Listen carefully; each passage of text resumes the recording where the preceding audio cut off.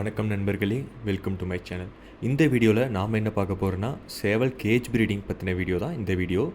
Gauge ப்ரீடிங்கில் இருக்க நன்மைகள் மற்றும் தீமைகளை பற்றி இந்த வீடியோவில் பார்க்கலாம். அதுக்கு முன்னாடி நீங்கள் இன்னும் நம்ம சேனலை சப்ஸ்கிரைப் பண்ணலாம், மறக்காமல் சப்ஸ்கிரைப் பண்ணிக்கோங்க. அப்படியே பக்கத்தில் இருக்க பெல் பட்டனையும் ப்ரெஸ் பண்ணிக்கோங்க.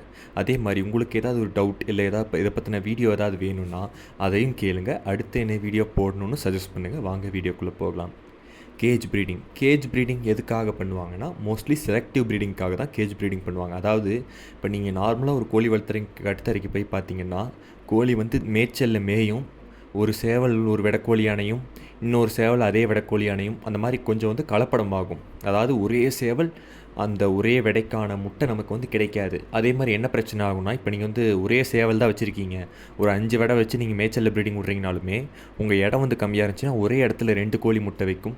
அதனால் அந்த கோழிக்கான செலக்டிவான முட்டை நம்மளால் எடுக்க முடியாது. அதுவும் இல்லாமல் ஒரு சேவல் வந்து 5 விடை 6 விடை ஒரே டைமில் அணையுதுன்னா அதோட வீரியம் வந்து கொஞ்சம் குறையும். ரொம்ப குறையாது, ஆனால் கொஞ்சம் அதோட வீரியம் வந்து குறையும். இதே நம்ம வந்து கேஜ் ப்ரீடிங்கில் போடும்போது, இப்போ என்ன சேவல் நம்ம போடுறோமோ, என்ன விடை போடுறோமோ அதுக்கான முட்டை மட்டும் தான் நமக்கு கிடைக்கும். அதே மாதிரி நல்ல வீரியமான கோழி குஞ்சுகள் அதுலேருந்து வரும். அதுதான் நம்ம கேஜ் ப்ரீடிங்கில் இருக்க நன்மைகள். கேஜ் ப்ரீடிங்கோட சைஸ் பார்த்திங்கன்னா மினிமம் ரொம்ப குறைஞ்சபட்சம் பார்த்திங்கன்னா 10 அடி ஹைட்டு, 10 அடி இல்லை, சாரி தப்பாக சொல்லிட்டேன், மாற்றி சொல்லிட்டேன். 3 அடி ஹைட்டு உயரம் 3 அடி ஹைட் இருக்கணும். ஒரு 3 அடி அகலமாக அது இருக்கணும். அப்போ தான் வந்து பார்த்திங்கன்னா உங்களுக்கு வந்து அது வந்து ஆக்சுவலி வெறும் சேவல் போட்டு வைக்கிறதுக்கான கேஜ் தான். ஆனால் குறைஞ்சபட்சம் நீங்கள் அதில் ப்ரீட் பண்ணி எடுக்கலாம். அதில் ப்ரீட் பண்ணி எடுக்கலாம்னு நான் சொன்னேன். இந்த அளவு பார்த்திங்கன்னா ஒரு கேஜ் இல்லை, இந்த அளவில் உங்களுக்கு வந்து 2 கேஜ் இருக்கணும். ஏன்னா நீங்கள் ஒரே கேஜில் இந்த அளவு வச்சு ப்ரீட் பண்ணி எடுத்திங்கன்னா கோழி வந்து ஒழுங்காக முட்டை வைக்காது. முட்டை வச்சாலுமே முட்டையை உடைக்கிறது, இந்த மாதிரி பிரச்சனைகள் வரும். இதே 2 கேஜ் வச்சுக்கிட்டிங்கன்னா, சேவல் ஒரு கேஜில் வெடக்கோழி ஒரு கேஜில் போட்டுறணும். காலையில் நேரத்தில் அந்த வெடக்கோழியை எடுத்து நம்ம அந்த சேவல்கிட்ட விட்டோம்னா சேவல் வந்து மிதிச்சிரும்.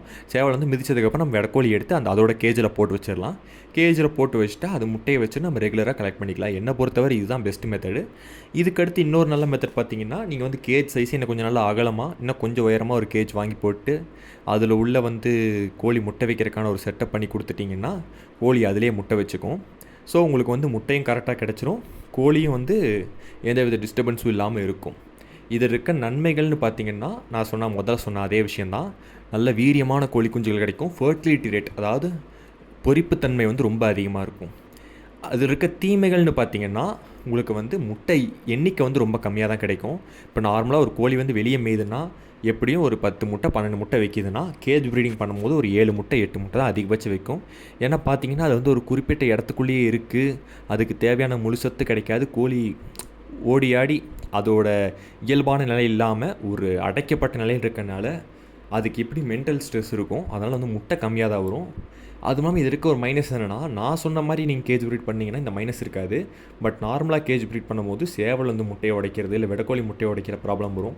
அதேமாதிரி கேஜ் ப்ரீடிங் பண்ணுற கோழி வந்து அடையில் விழுகிறது கொஞ்சம் கஷ்டம். சில கேஸில் வந்து அடை விழாது. அது மட்டும்தான் அது கேஜ் ப்ரீடிங்கில் இருக்க மைனஸ். கேஜ் ப்ரீடிங்கில் வந்து நம்ம கொடுக்க வேண்டிய ஃபுட்டு பார்த்திங்கன்னா, நீங்கள் வந்து நான் சொன்ன மாதிரி சேவல் வேடை தனியாக பிரித்து வச்சிட்டிங்கன்னா ஒரு வேளை தீனி தான் வைக்கணும். அரிசி கம்பு கலந்த தீனி வந்து வெடக்கோழிக்கு வச்சுருங்க. வாரத்தில் ஒரு 2 நாள் வந்து கொஞ்சோண்டு மக்காச்சோளம், ரொம்ப கம்மியாக போடுங்க மக்காச்சோளம். ஏன்னா வந்து மக்காச்சோளம் அதிகமாக போட்டால் கொழுப்பு கட்டிக்கும். அதே மாதிரி கொஞ்சோண்டு கோதுமை எப்பாவது கொடுங்க. காலையில் ஒரு வேளை இல்லை சாயங்காலம் ஒரு வேளை, ஏதோ ஒரு வேளை மட்டும் வச்சிங்கன்னா போதும். சேவலுக்கு பார்த்திங்கன்னா கம்பு, ராகி, இது சோளம், இது போக இந்த மாதிரி எது வேணால் நீங்கள் கலந்து வச்சுக்கலாம். கூட வந்து காலையில் ஒரு 10 கடலை பருப்பு நீங்கள் சேவலுக்கு கொடுத்துடணும், விடைக்கு கொடுத்துடக்கூடாது. அதே மாதிரி பார்த்திங்கன்னா கீரை, ஏதாவது கீரை வந்து வெடக்கோழிக்கும் சேவலுக்கும் நீங்கள் வந்து டெய்லி ஒரு வேளை கொடுக்குற மாதிரி இருக்கும். கீரை இல்லைனா புல். ஏன்னா பச்சை தீவனம் வந்து கண்டிப்பாக வெடக்கோழிக்கும் சேவலுக்கும் தேவை. அதே மாதிரி தண்ணியில் வாரத்துக்கு ஒரு தடவை லிவர் டானிக்கு, அதே மாதிரி ஒரு தடவை விமரால், இந்த மல்டிவிட்டமின் டானிக், இதை வந்து நீங்கள் கலந்து வச்சிட்டிங்கனாலே கோழி ஹெல்த்தியாக இருக்கும். முட்டை நமக்கு நல்ல குவாலிட்டியான முட்டையாக வரும். இதை நீங்கள் ஃபாலோ பண்ணி பார்த்துட்டு உங்களுக்கு எப்படி ரிசல்ட் வந்துச்சுன்னு சொல்லுங்கள். மேலும் ஏதாவது டவுட் இருந்தால் என்கிட்ட கேளுங்க. ஆனால் என்னை பொறுத்த வரைக்கும் பெஸ்ட்டு ஆப்ஷன் பார்த்திங்கன்னா மேய்ச்சலை விட்டு ப்ரீட் எடுக்கிறது தான். நான் அதை தான் இப்போ வரைக்கும் ஃபாலோ பண்ணுறேன். எனக்கு வந்து இந்த கேஜ் ப்ரீடிங்கில் பெருசாக இன்ட்ரெஸ்ட் இல்லை, அது எனக்கு செட்டும் ஆகிறதில்ல. ஸோ அடுத்து நான் வந்து புதுசாக பண்ண ஆரம்பிக்கிறவங்களுக்கு எப்படி பண்ண ஆரம்பிக்கிறதுங்கிற பற்றி வீடியோ வந்து போட போகிறேன். ஸோ மறக்காமல் சப்ஸ்கிரைப் பண்ணிக்கோங்க. தேங்க்ஸ் ஃபார் வாட்சிங்.